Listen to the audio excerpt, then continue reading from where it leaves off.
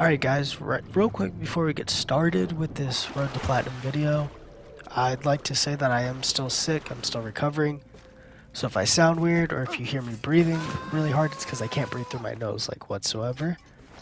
But with that said, let's get into the video. Of course we're back with another Road to Platinum video. If you don't know how these work, I'm going to go through the entirety of the game and give a review, then talk about how hard the Platinum was. So first off, this video will probably be all over the place, to be honest. As you guys know, I'm still trying to get my bearings when it comes to these videos. So, yeah, let's hop straight into the actual background of Assassin's Creed 4 Black Flag, just some general information.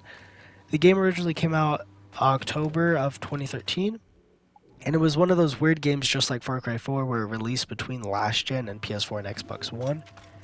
It also eventually released on the Wii U, which I did not know about until actually making this video. So I'm going to start out by reviewing the multiplayer because that's where I spent majority of my time, and that's where I actually started going for the Platinum, was I wanted to get the multiplayer out of the way. So surprisingly, the multiplayer was actually pretty fun. There's 8 modes in total, and countless abilities and weapons. Plus you can play as characters from the main game like Blackbeard, and a few others. I ended up spending a lot of time in multiplayer purely because there's a trophy to get to max level and play every mode and use every ability. And that took me a rough 25 hours or so to get max level and use all the abilities. But I got to say the multiplayer is really fun, and the online aspect to it where you play in these lobbies full of around 8 people are really fun. And they have a few super fun modes such as Manhunt, and in this mode, in Manhunt, you are given a specific target and you must kill them. It's kind of like the Gary's mod mode where you have to look for people and they're just guys to walk around just like NPCs. You know what I mean? If you've seen Vanosh, you see them play it a lot. I don't remember what it's called. But there's also TDM, Capture the Flag, and things like that. But I spent most of my time in a game mode called Wolfpack, which you can play 1 to 4 players, and what is essentially you getting a target and doing different moves to get the highest score possible. So it's just an NPC you have to assassinate, and you do certain moves and it gives you bonus points depending on what bonus moves it wants you to do.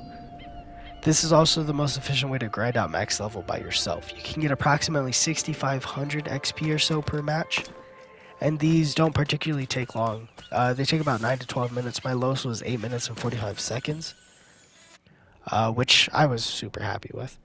Just for the multiplayer aspect being a side mode and not the main part of the game, though, I'm going to give the multiplayer itself a 7 out of 10. I think it's a really solid multiplayer. It's super fun and there's a lot to do. And I could see me dumping hours and hours with my friends. And I honestly wish they would bring it back multiplayer like this in the newer AC games. Now let's head over to the actual single player and talk about that. Let's start off with the story. The story is very good in my opinion, one of my favorites in the entire franchise. I think it's just a good classic pirate's tale with plunder and just classic scenarios, with a little bit of assassins actually dipped into it. I'm going to rate the story 8 out of 10. I don't want to get into it, as you guys know, because I try to avoid spoilers the best I possibly can. But it would have been a 10 out of 10 if there was just a few level designs I didn't quite like throughout the story. There was just a few areas where the game felt off throughout the story, and it felt like it would have worked better in a different location. But other than that, it was really good. So the gameplay is awesome.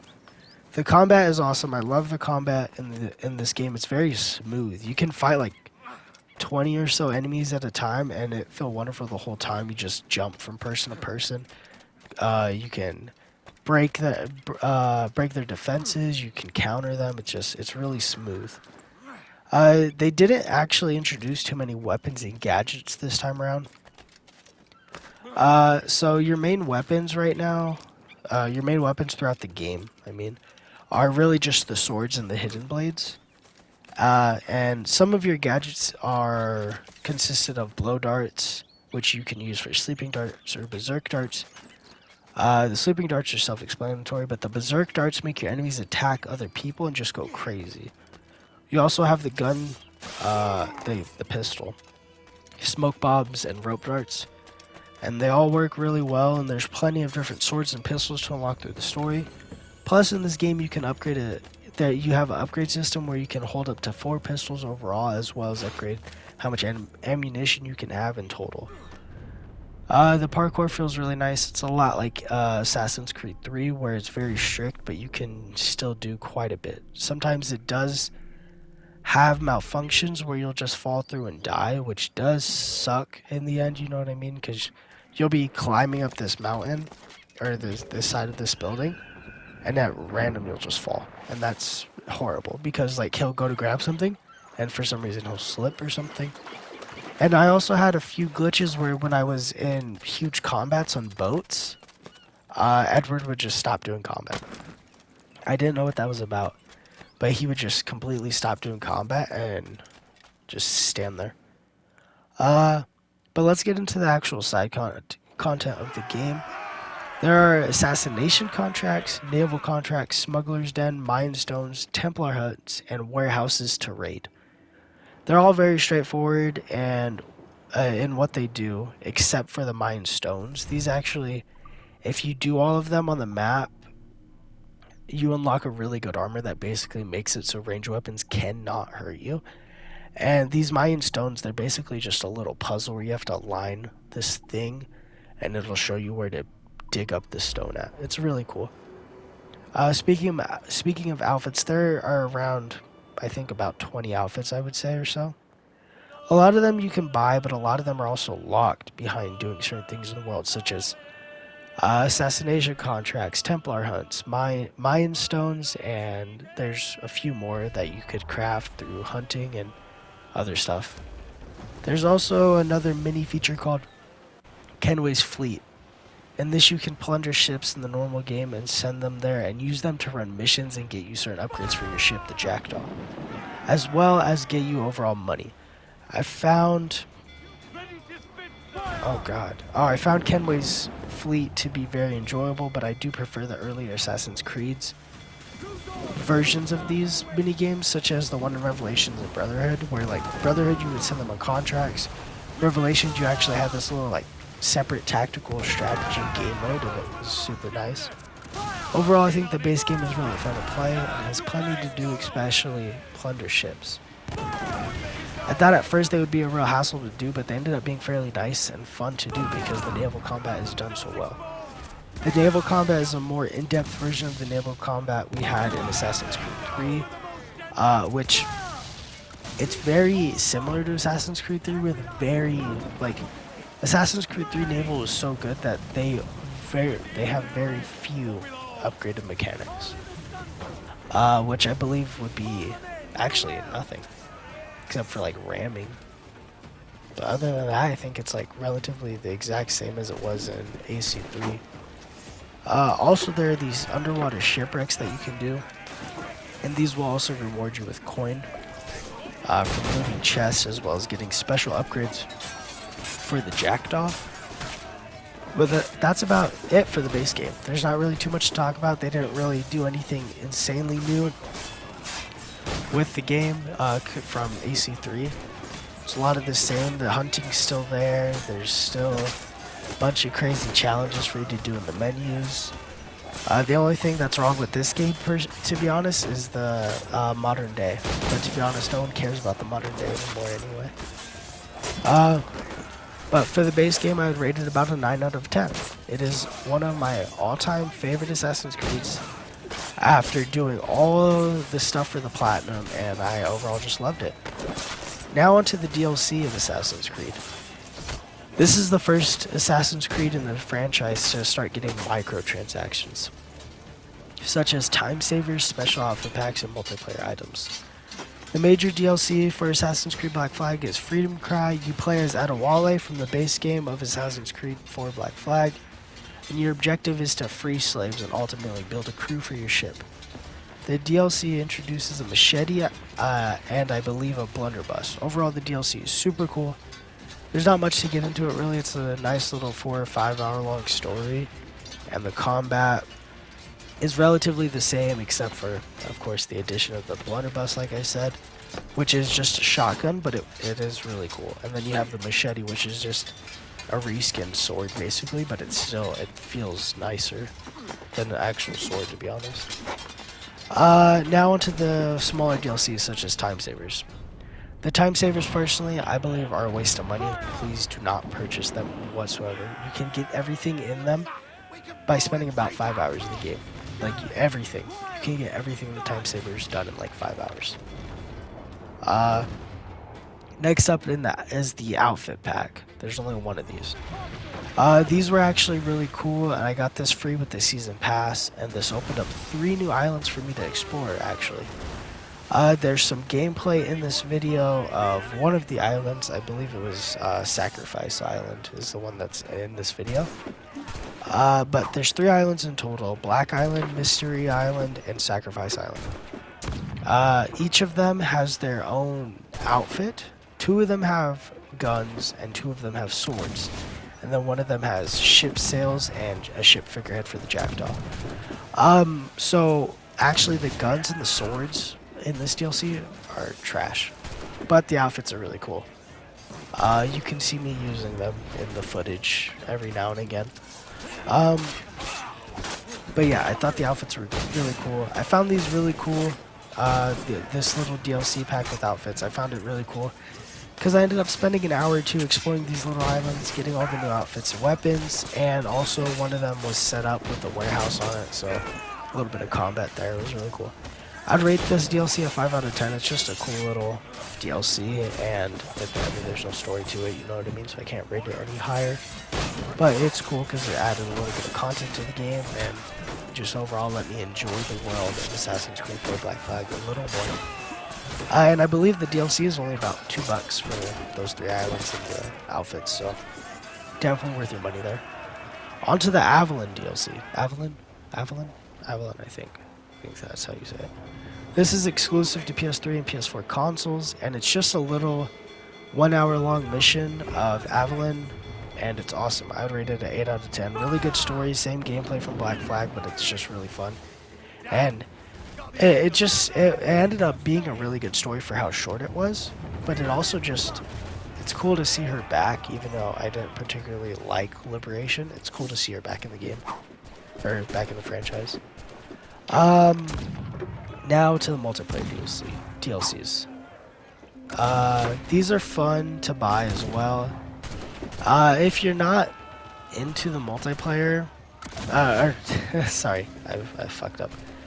These are fun multiplayer DLCs to buy. They give you some cool outfits and new little gameplay mechanics here and there, but nothing pay to win. But I do not recommend purchasing these because the multiplayer is dead. You can maybe find a lobby or 2, but it's usually empty. Overall, though, the entire game, including DLCs, the multiplayer, everything, I would rate it a 9 out of 10. This is one of my all-time favorite Assassin's Creed games and one of my all-time favorite games in general. We don't get many pirate games anymore, and we never really did. So it's always good to come back to this game and have a little fun, plunder some ships, and do pirate stuff. Because we literally have 0 pirate games. We have this and Sea of Thieves. And like Atlas, if you're desperate. But now let's get to the actual platinum section of the video. This platinum took me about 90 hours to complete, which can be highly sped up. I took my time with it and just enjoyed the game. Though, as I said, the multiplayer trophies, they are a bit difficult, but if you guys do need help, let me know in the comments down below. I'm free to help you guys play a few matches with you and help you level up faster.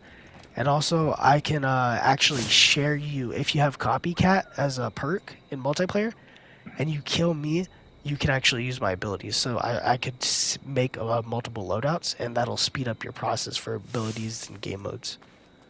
Because in the end, I ended up having to play a little more past level 55 to get enough coins to actually buy all the abilities, enough money. The only other trophy I would say that really was a problem was upgrading the Jackdaw Foley and also doing the legendary ships. And that's purely because upgrading the Jackdaw Foley is super time consuming and there's plenty of different places you have to go. You have to do that Kenway's Fleet missions to actually get certain plans for the ship. As well as the legendary ships, you have to know how to actually deal with them because certain ships have different buffs, different weaknesses, and different abilities. And they end up kind of fucking you up if you go into it blind. So pay attention to those. Honestly, there's a guide up on IGN for how to deal with the legendary ships if you need help. And it just tells you the general tactics you need to use for each ship. And it helped me out a lot with the last 2 ships I had to do, because one of them I couldn't figure out what to do whatsoever, and the other one I was shooting from range, but I was supposed to ram it. But there's not really much to talk about. The Platinum itself is also very straightforward. You don't really need a guide for anything other than if you want to know where all the Jackdaw upgrades are, and if you want to know where like the taverns are right away, but that's about it. Also, one of the trophies is you have to wake up in a haystack. And to do this, all you have to do is go to a bar and drink, I believe, 5 beers. But other than that, there's not really much I need to show you or talk to you about the Platinum. Overall, I'd rate the difficulty of the Platinum 4 out of 10. It's not hard at all, really, but it is super time consuming. But yeah. That's it, guys. I hope you guys enjoyed this Road to Platinum video. If you did, please do not forget to like and subscribe. I hope you guys like that I'm still keeping these a little shorter. Under 20 minutes is what I'm going for these type of videos. So let me know if you're okay with that. Let me know if you guys want to see that video games more in depth, where I go over everything, story, deeper into side content, everything. Let me know what you guys want to see. But with that said, I hope you guys enjoyed, and please don't forget to like and subscribe. Comment down below what you guys want to see on the channel in the future. Comment on what games you want me to platinum, and or if the platinum's unobtainable now. My bad, unobtainable. If it is, let me know. If you want me to just do a review on the game itself, even if it is unobtainable, I will still do a review on it. Let me know if you guys want to see some older games, such as PS3, some PS2 games possibly as well, such as Siren. I've been really wanting to play Siren. Let me know what you guys want me to live stream. I'm going to start doing that relatively soon, hopefully. And let me know just overall what kind of videos you want to see. With that said, though, stay safe out there, guys. I'll catch you guys very soon in the next one. Peace out.